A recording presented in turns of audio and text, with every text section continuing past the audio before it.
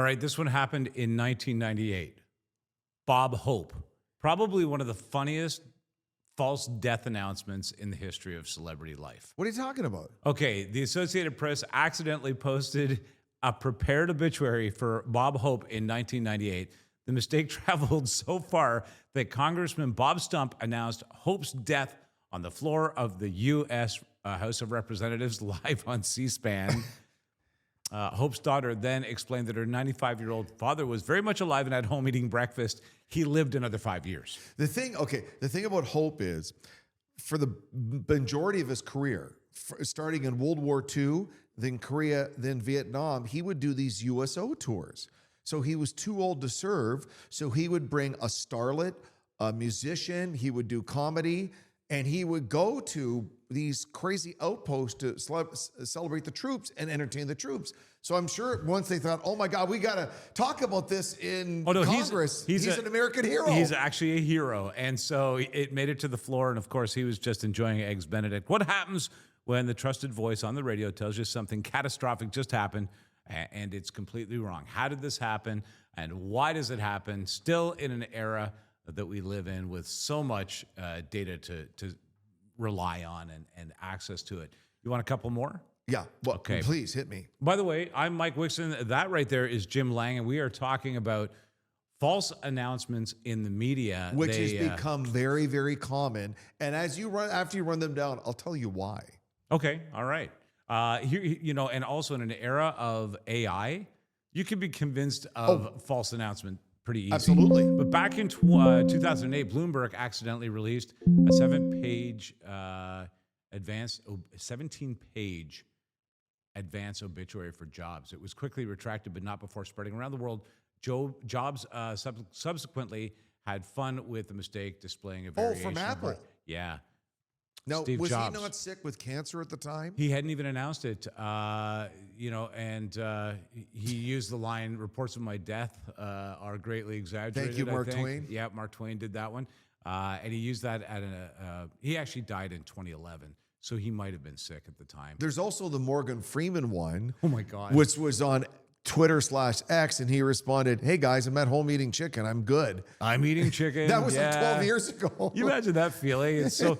I'll tell you one, Jim. I was working at a radio station, 1280 The Can, C-K-A-N. Yeah, yes. I worked at a radio station called The Can. Yeah, I remember it. It was a news station. Yes. And part of my job was middays, I had to read the obituaries. Now, okay, for people listening and watching, in small town radio in Canada, especially in the 60s, 70s, 80s, and 90s, doing the daily obituary was a big deal. That's how people found out that, there's a visitation for Millie, the seamstress down the road, and they would get their news that way. That's exactly right. Well, one day, by the way, that obituary segment of my day in my radio show was quickly followed by another segment called Tradio, which is another fascination in radio here in Canada from the past.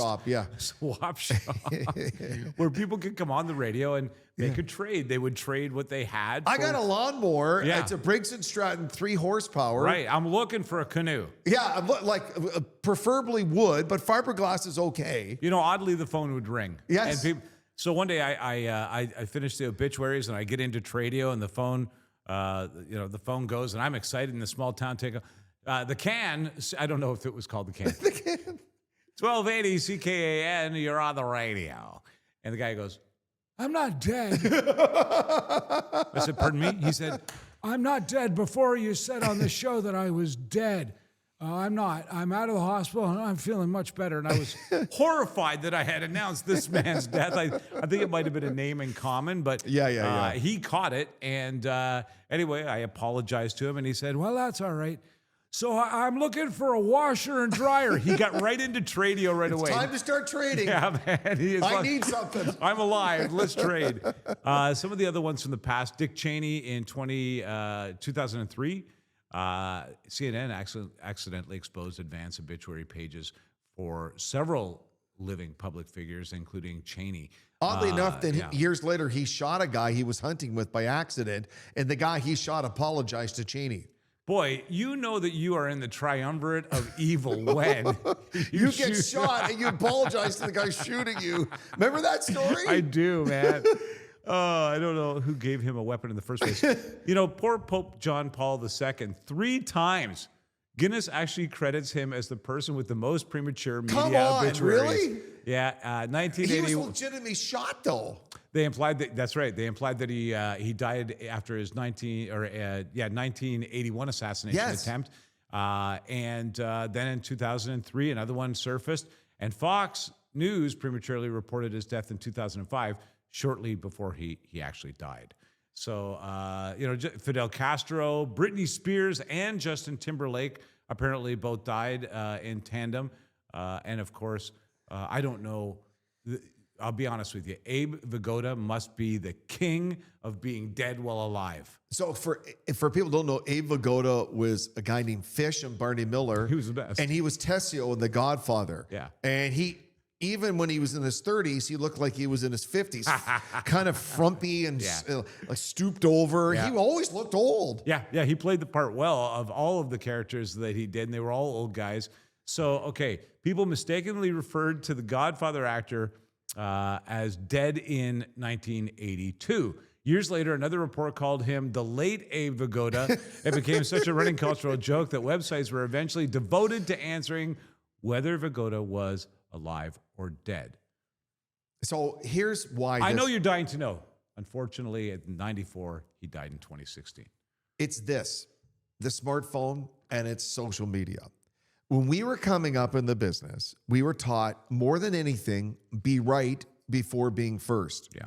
And we were held to a high standard. And the bigger the newsroom, the bigger the outlet, the more important it was. It was not just one, it was 2 sources of verification. Maybe a family member, maybe a business manager, an agent. Let's find out for sure. A spokesperson for a politician.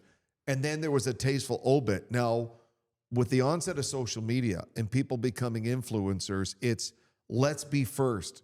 I may be wrong, but I'm probably going to be right. Right. And everyone looks at TMZ, who seem to have the market cornered on celebrity deaths. They're the go-to for celebrity deaths, to the point that people in mainstream media will go, as reported on TMZ, right, so-and-so has passed away. Yeah, and that stamp of credibility inaccurately or accurately carries weight. So off it goes. So someone hears a report, I heard that so-and-so has passed away. And instead of reaching out to their agent, business manager, a production company, anyone just want to confirm, they go with it because I want to be first. Absolutely. This has been happening since the beginning of social media. The other thing that occurred early in media, especially in television, around the news, and then with the 24-hour news cycle in places like Fox and CNN, they started pre-producing obituaries. Bingo. They created their own death pool, sadly, and started creating what would be 2/3 to 3/4 of somebody's obituary, leaving room for the final details and things like that. And so for people watching, it would be on the tape that they would run or the digital file, so it's ready to go. So it's a quick edit, and they turn it around, and within minutes, it's all pre-produced. It's ready to go. And so if that shows up in some producers, bailiwick, and, Christoph, be honest, our producer, do you have any idea who Abe Vigoda is? So if on poor Christoph, I feel old. If on his list of things to edit today, Abe Vigoda just happened to show up, he pulls the file, gets the data, creates the file, it ends up in the news list. If there's somebody else who doesn't know who Abe Vigoda is and that he's well and alive, which, by the way, I want to restate, he is not. I don't want to start the rumor that poor Abe Vigoda is alive and well. He is not. But that is an easy insert in the news that comes and goes pretty quickly. And even if the newscaster knows who Abe Vigoda is, well, it's too late, Jimmy. It's on that teleprompter and it's on the air. So no, you have a producer in your ear. We have a report, Mike, that Abe Vigoda's passed away. We're going to it in 10 seconds. So you got 10, maybe 15 seconds. Go to camera 2. I think he's alive. In your head, you're like, I think he's alive. I think he's alive. No, we got to go with this. Okay, Abe Vigoda, this is sad, everybody. Super celebrity Abe Vigoda. Super celebrity. So, here it comes. The other thing is, in this era, and this has been reported 2 or 3 times, it is that somebody pushes publish instead of save. Yes. On a social media platform or an instant platform out there. Or an alert.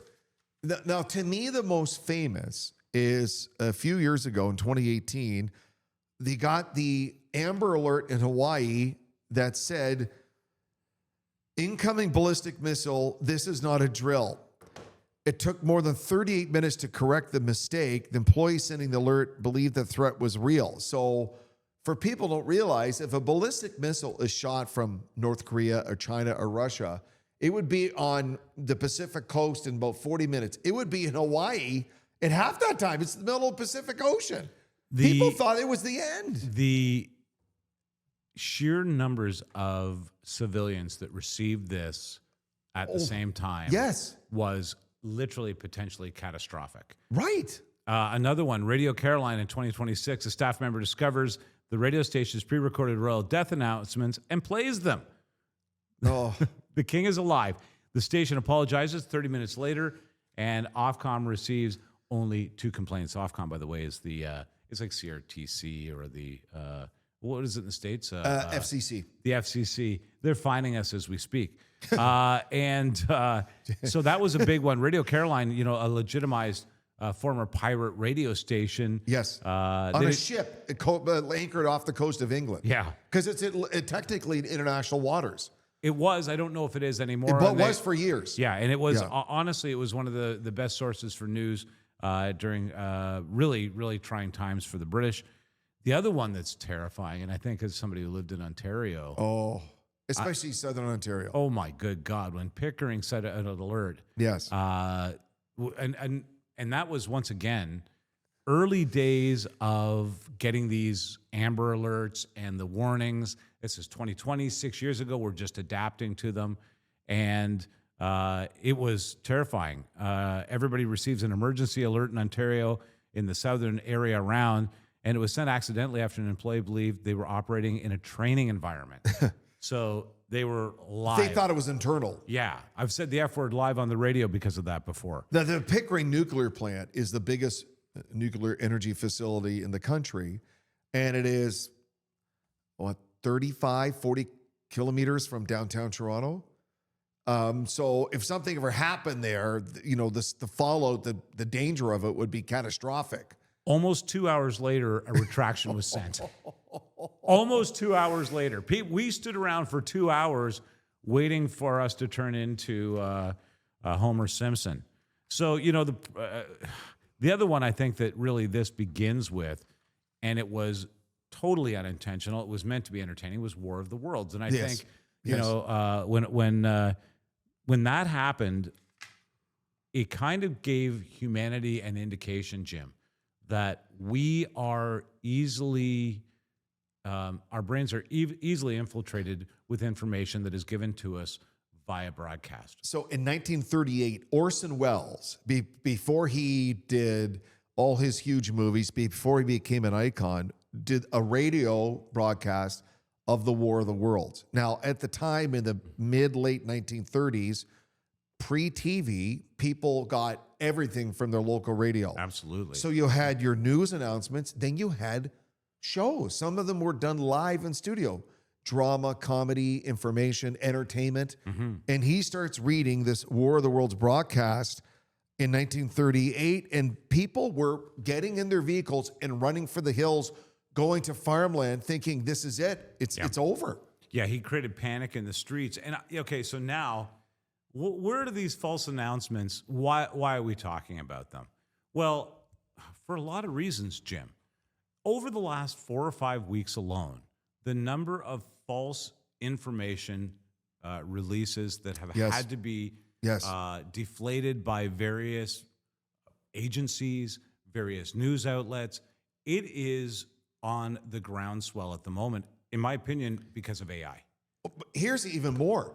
So Tuesday night on his Truth Social, Donald Trump has a big post that we have a breakthrough with Canadian trade negotiations on postponing the 50% tariffs for 3 days, and everyone runs with it. But a little bit later, Mark Carney, our prime minister, says, wait a second, we're getting there, but he kind of kind of tap the brakes a little bit on this. So as soon as someone says something of consequence, instead of like, what does Mark Carney say? People ran with it. Now I'm pushing Liam to do an episode with me that leads into this, but let me kind of get on the back of this, if I may. Okay, please. Because now legitimized announcements that don't really mean anything are getting attention. I'll give you an example. The Churchill Falls announcement that took place in St. John's just this week. Yes, huge for the potential for the country. The premier of Newfoundland, the premier of Quebec, and of course our prime minister, all there. Paul McCucci was out there too. Our very own Paul McCucci was right there. That was so. I can't wait to talk to him about that. He sent me photos with the prime minister in the background. And Mark goes, "Yo, Paulie." Yeah, I don't know that happened. Oh, sorry.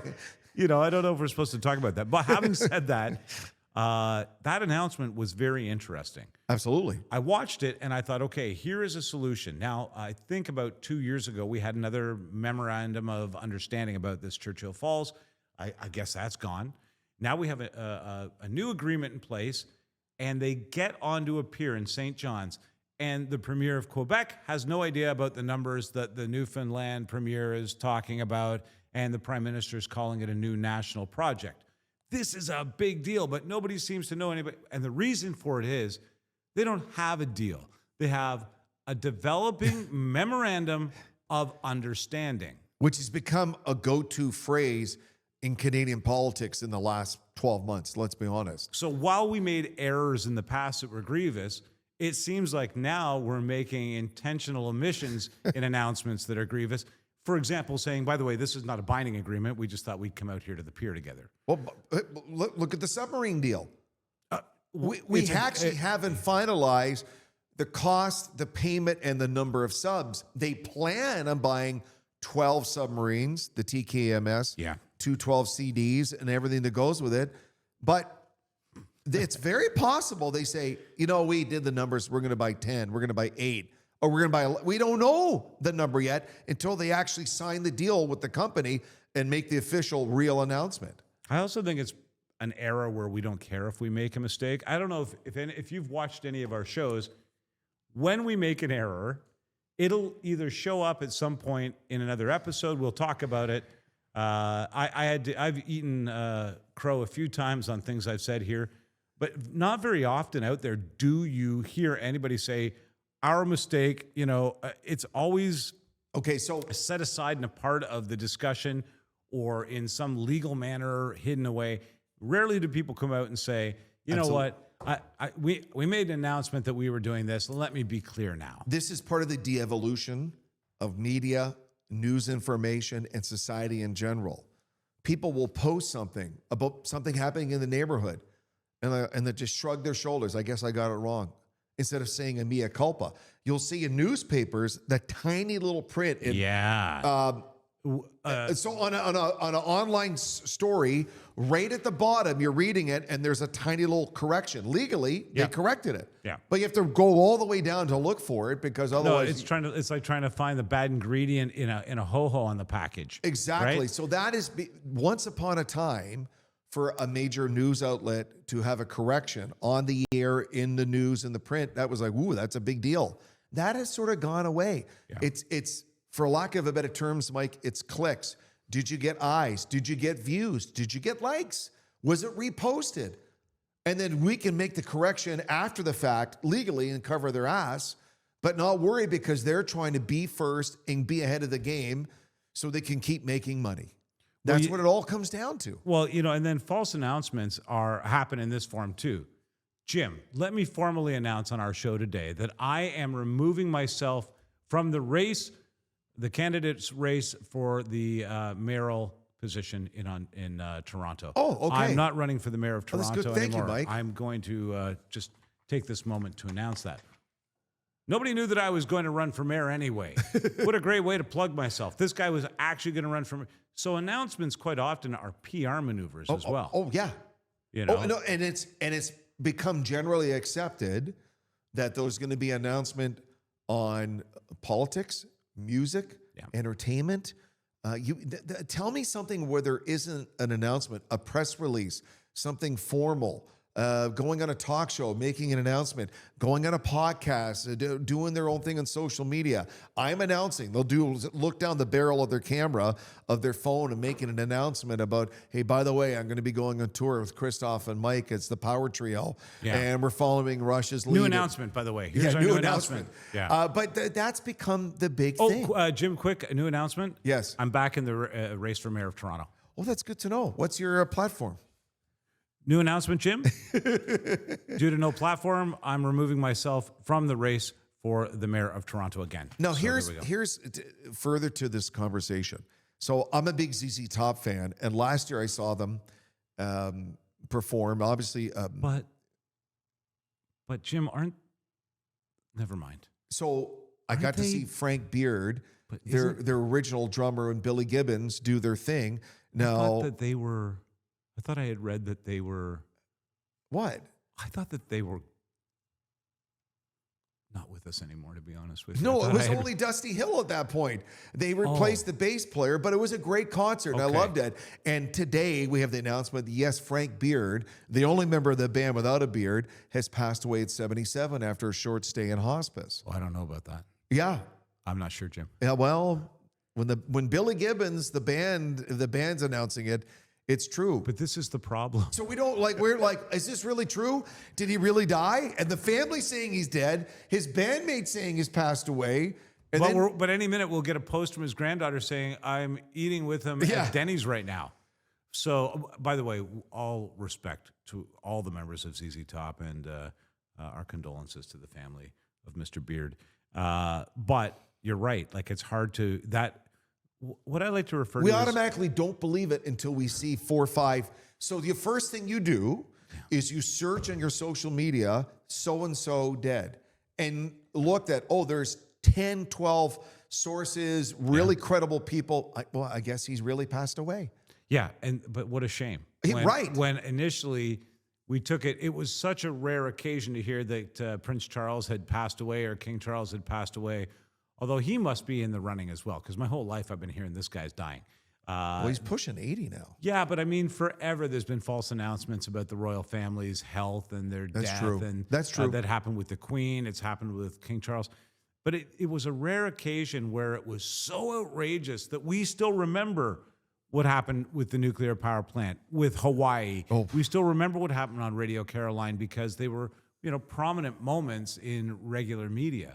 But that big truth that these elements fall onto that are not truthful, that's how we recognize them. There was a big truth, generally speaking, underneath that we could rely on. So now how do we filter that? To that end, Lloyd Robertson sadly passed away recently. One of the greats in the business. Absolutely. You and I both had the privilege of meeting him and spending time with him. In the Knowlton Nash, Lloyd Robertson in Canada, Walter Cronkite in the USA, standing in front of you, reading a report, telling you a story. By God, the public believed it. When you read a major column in the Globe and Mail, the Toronto Star, or the New York Times, or whatever it was, you as the public, you took it in as the gospel truth and you believed it. Now, is this fake news? Is this real? Do I believe it? Do I not believe it? That's our first reaction now. And what a change from not that long ago, Mike. Do you think society built this so that we didn't have to feel the emotion that we have historically over the loss of big figures in our life and heroes and things like that? It's almost like we've created such a wash of misinformation. And of course, with AI, well, I mean, AI is fooling the sharpest minds in the world, Mike. I saw an interview with James Dean that was fake. And I was like, how did they get this interview with him? It was fake. But that's the thing.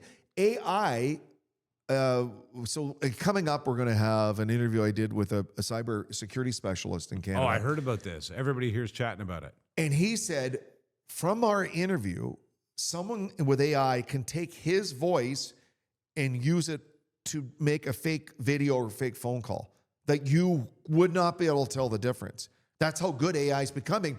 So now news organizations and government organizations have been forced to hire their own AI specialists and download their own AI software to detect if they're getting bamboozled with AI. Do you think that this will help convince our audience that we're not AI, we're real? No, see, it's real. Would AI feel that? I don't think so. But this is a overarching bigger issue, Mike. That I think you're right. With artificial intelligence, the ability to create a fake announcement with Mark Carney, something happening in Europe, something happening around the world, whether it's a concert, and whatever it is, it's going to be very difficult to actually identify the fake from the real. Instantaneous production in multiple languages, instantaneous dissemination and distribution of that content equals mass recognition of that moment, which gives credibility to it. So if everybody for 45 minutes is talking about how there are cruise missiles headed toward us on social media, that becomes the reality at that moment. And people are running for the hills like, oh, this is at the end. What about this? How hard is it to unring the bell now? Great question. That's a great question. I don't know, and I think they don't know, Mike. I think they're figuring it out.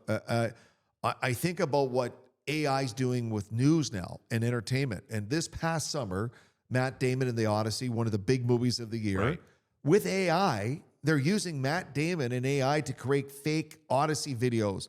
And they're putting in like Matt Damon with a musician, politician, actor, your buddy, and it looks like they're on the ship with Matt Damon in The Odyssey. You know, like that kind of thing. It's crazy how, and they're doing it days after the movie came out. When you said Morgan Freeman, yesterday, one of the guys on staff here showed me there's a remake of a Jimi Hendrix song that's huge right now in Nepal. But not only is that song huge, but the thumbnails, it's been posted a 1,000 different ways.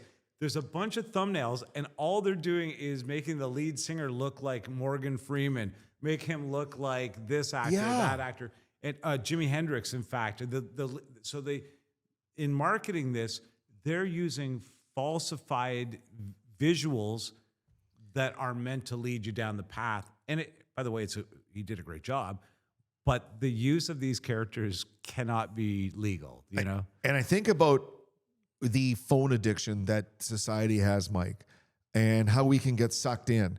And I know I'm guilty. Our youngest daughter has a mini dachshund. So will our family trade AI videos of dachshunds making pasta and driving a truck and playing hockey? I do like those. And they're so stupid. And I know it's AI, but I find it entertaining. So then when someone makes a real AI video of something happening, you're like, oh, wait.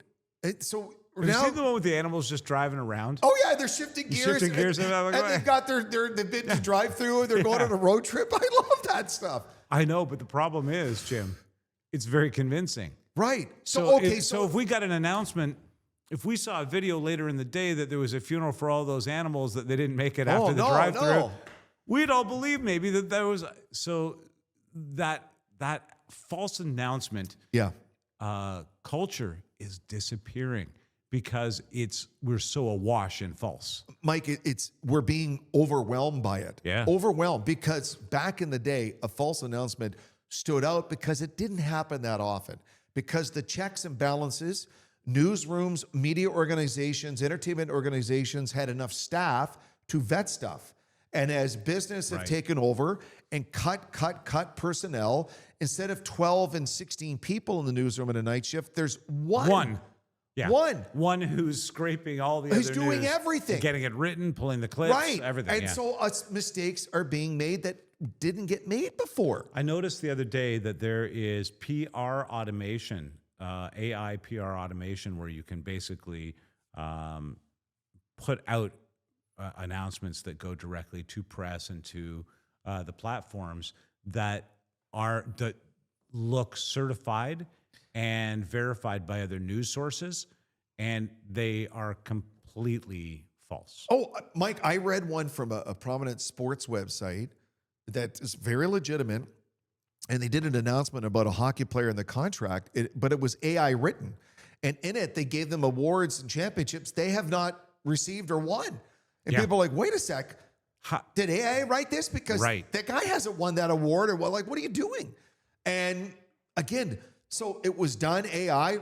They hit publish. No one looked at it and said, Mike Wixson didn't win the MVP. What are you doing? Well, that's the verification process. So, we don't believe anything anymore. No. That I don't believe is an accident, by the way. I'll put my tinfoil hat on and say, the easiest confusion is to convince people that what they believe is not true and that they're crazy for thinking that. That gaslighting is something we're doing to ourselves. Yes. And then the second thing is we're in a position now where we have disabled ourselves from actually communicating achievements, bad news, sad news, important news, life-saving news. Yes. Yes. Yes, Mike. Yeah, 1,000 times yes. And unfortunately, it's a difficult trend. I have a mother, God bless her, still alive. She's going to be 85 at the end of the year. And for seniors who basically spend a lot of time alone, they have their TV. If they see something false, they don't know it. They believe it. Then I get a call or I get a note and let me check.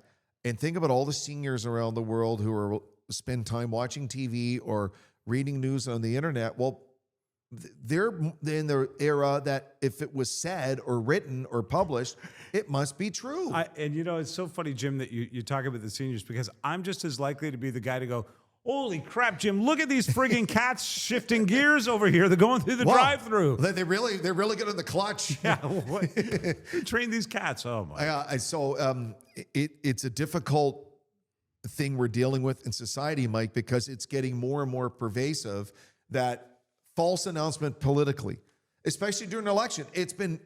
They've admitted, all Western governments, Canada, Western Europe, USA, about foreign interference in elections. Oh, entirely. So AI and false announcements in an election has become a big issue for us as a society. It is interesting that I've seen several, and I know you have too. I've seen several videos that are not Mark Carney making announcements. I've seen several quotes with Donald Trump saying things that were obviously not either out of context or not, were completely false. How many did they fool? Too many. Right. Too many. And then if you don't see the correction, you're going around for the next few days going, oh, Mark Carney said, and they're like, oh, no, I don't think that's right. Yeah. And by the time you've corrected, the horse is out of the barn. It's too late. When you want momentum, any friction against the actual truth, if you're headed in the right direction and the truth is required, any friction against that will slow you down. I promise you that that's true. Oh, let me just see here. Hold on a second. I'm back in the mayor's race in Toronto. Jim, thanks for talking announcements. Thank you, my friend.